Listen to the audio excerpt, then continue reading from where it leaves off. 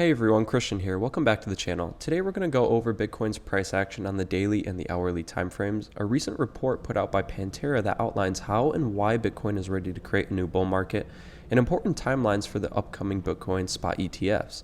The only thing I ask for you is if you learn something from this channel or this video, make sure to subscribe and like the video down below. Now, the first thing that I wanted to get into is the Bitcoin daily chart. I think it's really important for us to understand where we are in terms of price. Currently, we're sitting basically at the baseline of $30,000.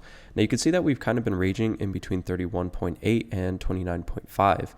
Currently, though, over the last few days, obviously we had this massive spike to the upside when the Ripple case came out, and it basically said that technically it wasn't a security, but it also kind of was. There was a lot of hype around a lot of altcoins, but Bitcoin also pumped due to this news. Literally the next day, all altcoins and Bitcoin also just fell to the bottom, basically proving that this was just a liquidity trap taking a lot of money, which is something we'll get into on the lower time frames here in a little bit.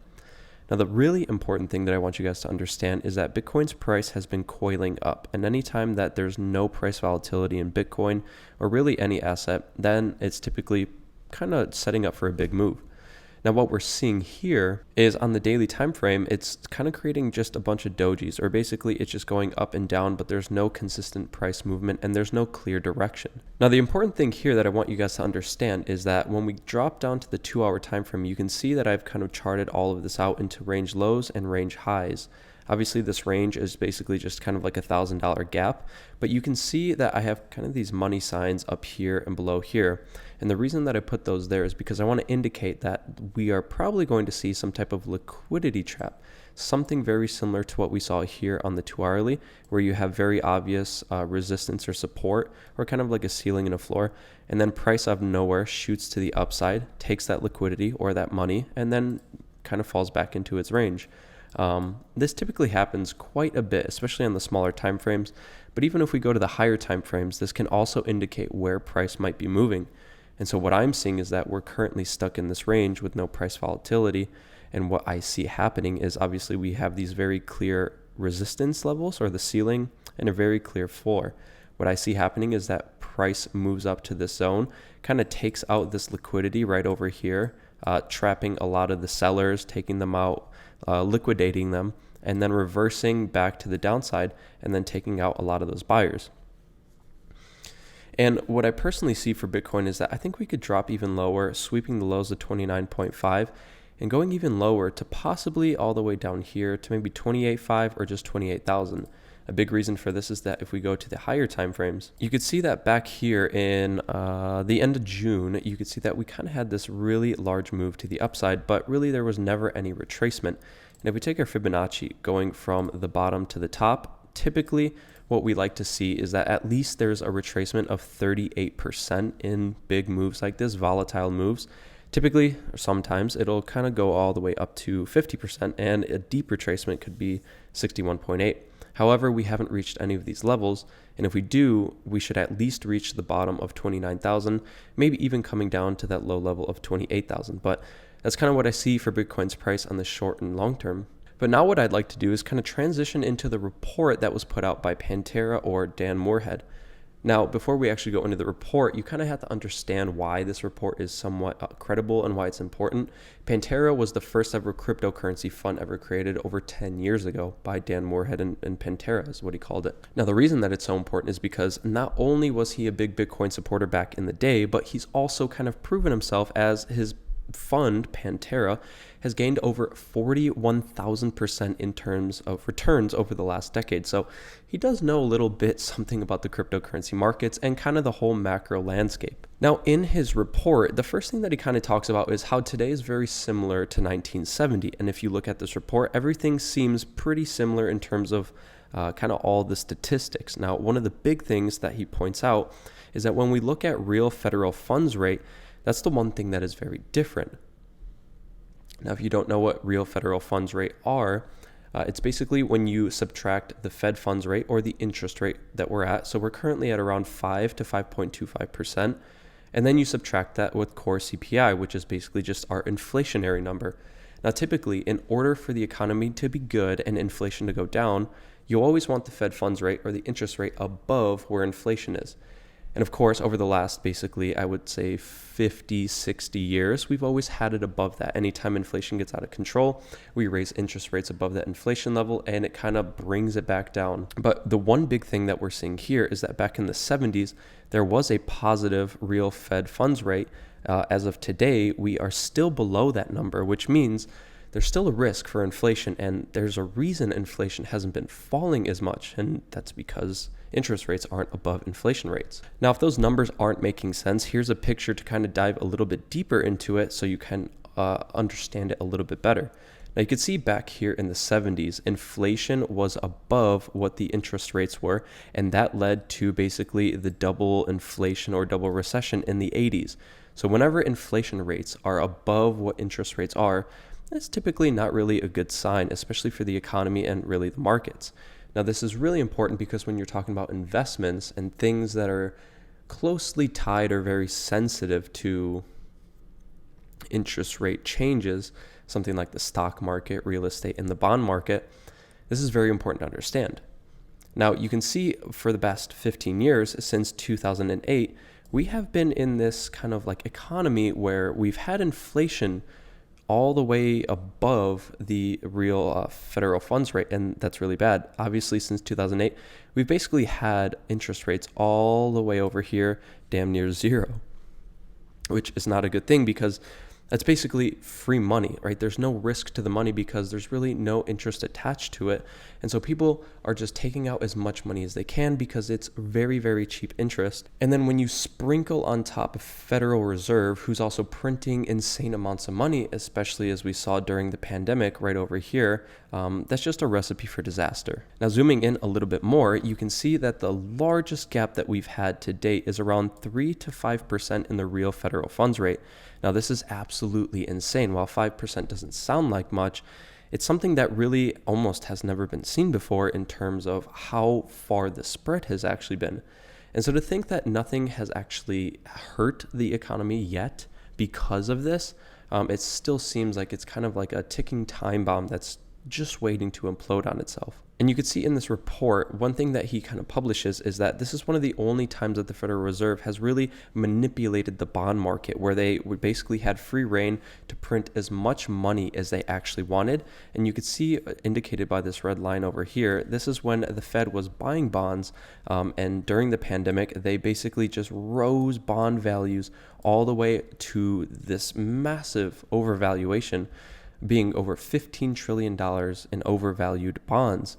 And ever since then, we've just had them continuously fall down to the downside. And he says that we still have over $700 billion in overvaluations that still need to come down. So obviously, there's still more pain in the markets that have yet to be. And one thing I forgot to mention about this is that while we look back at over here, while we're still at 0.05 in terms of negative real federal funds rate, that means in order to actually bring inflation down or to the downside, we need to raise interest rates above inflation in order for inflation to come back down, because that's exactly what's happened basically all throughout history. If you just take a look at all of these yellow marks, these are basically indications when the interest rate was above inflation, and however, we're still not at that point, so interest rates do need to continue to rise. Now, to kind of get to the meat and potatoes of this report, the thing that I really wanted to kind of emphasize for you guys is that when we talk about the bond market and the Federal Reserve and how they're manipulating it and how they had kind of like this buying spree of bonds and what that did to the economy and what that did to the bond market, it's really important to understand that, because assets that are correlated with that, which are interest rate sensitive, like again, the stock market, bond market, and real estate, they fluctuate heavily depending on what the Federal Reserve does. But Bitcoin is the first asset class, or one of the first asset classes that does not follow the correlation of that. You could see obviously back here in the summer of 2022, we did have a decent amount of correlation to the S&P 500 when you're talking about Bitcoin. But for the most part, over a 12-year average, the average has been 0.06 points in correlation, which basically means there's no correlation between Bitcoin and what's happening with the S&P 500, which is a very good indicator of where the markets are and where the economy is. Obviously, it's not perfect, but it's a decent gauge. And you can see at many times throughout history, Bitcoin has been basically inverse in terms of correlation to the S&P 500, meaning that it basically has done the opposite of what it's doing. And when we're talking about a hedge against a lot of this craziness and no third-party counter risk, Bitcoin really is one of the only solutions. And to basically end off this report, Dan Morehead basically says over his 35 years of investing, he's seen one cycle happen over and over and over again. And whenever the markets or a certain asset class has been beaten down and it's proven itself to be valuable, typically it tends to skyrocket and go into a new bull market. And what we've seen is that below this line, this is when Bitcoin is undervalued, and these are the valleys of Bitcoin's bear markets. And you could see every single time that it has reached down here over the past decade, Bitcoin has continued in a new bull market. And now currently we've been in this undervalued zone for quite some time. And for the first time in a long time over the past year, we've finally broken up above that, indicating that we could have a new bull market. And you can see here, this is the average 13-year trend for Bitcoin's price. And there is somewhat of a gap that we kind of do need to refill. There is one caveat to this, and what I believe could happen is that back here in the last bull market in 2019, we did rise above this undervalued zone, and then we kind of fell back into it. However, ultimately, we did lead to a new bull market. So I think what we could see is something very similar where we're kind of coming out of this undervaluation, but we could kind of dip back into it a little bit. And I think eventually, though, around April 2024 is when the new bull market will really see the most gains. And a big reason for this is because of the Bitcoin spot ETF decisions. Now, these are some of the biggest asset managers that have applied for a Bitcoin spot ETF. Obviously, you can see in first and second place are ARK Invest, Bitwise, and 21 Shares. They started their ETFs, ARK Invest and 21 Shares, in May 15th, and they should get their final decision around January 10th of 2024.